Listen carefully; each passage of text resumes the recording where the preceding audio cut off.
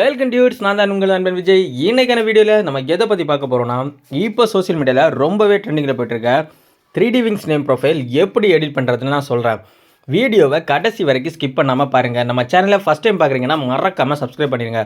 அப்படியே உங்கள் ஃப்ரெண்ட்ஸுக்கும் ஷேர் பண்ணுங்கள்.